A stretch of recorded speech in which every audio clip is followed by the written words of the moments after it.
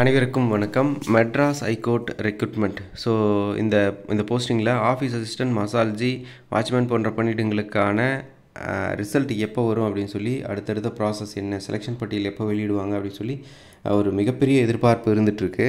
So அதை பற்றி தான் இந்த வீடியோவில் பார்க்க போகிறோம். ஸோ எல்லாருமே நிறைய தகவல்கள் வந்தது, மார்ச் மாத இறுதிக்குள்ளே வந்துடும் சொல்லிட்டு இன்னும் ஓரிரு தினங்கள் தான் இருக்குது.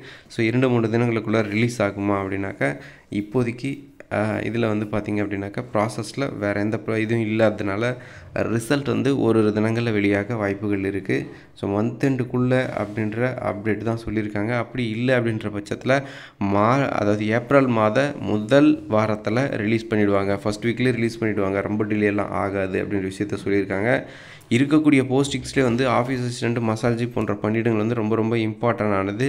ஸோ நீதிபதிகளுக்கு ரொம்பவே தேவையான ஹெல்ப்ஃபுல்லாக இருக்கக்கூடிய, உதவியாக இருக்கக்கூடிய ஜாப்ஸு. ஸோ இதன் மூலமாக அவங்களுடைய பணிச்சுமை கிளியர் ஆகும். அதனால் வந்து நீதிமன்றத்தில் நடக்கக்கூடிய வேலைகள் இன்னும் வேகமாக செய்ய முடியும் என்பதுதான் நிதர்சனமான உண்மை. ஒவ்வொரு முறையும் எடுக்கும்போது இந்த போஸ்டிங்க்கு விண்ணப்பிக்கக்கூடிய ஆஃபீஸ் அசிஸ்டன்ட், மசால்ஜி இந்த மாதிரியான பணியிடங்களுக்கு தான் முதல்ல ரிசல்ட் ரிலீஸ் பண்ணுவாங்க. ஸோ ஆனால் இந்த முறை வந்து ரொம்ப டிலே பண்ணிட்டுருக்காங்க. ஸோ பார்ப்போம், இன்னும் 2-3 தினங்களுக்குள்ளே ரிலீஸ் பண்ணுவாங்க. இல்லை அப்படின்ற பட்சத்தில் ஏப்ரல் மாத முதல் வாரத்தில் ரிலீஸ் பண்ணுவாங்க அப்படின்றது குறிப்பிடத்தக்க விஷயம். மேலும் புதிய அப்டேட் மற்றும் புதிய தகவல்களுடன் அடுத்தடுத்த வீடியோக்களில் சந்திக்கிறேன். நன்றி.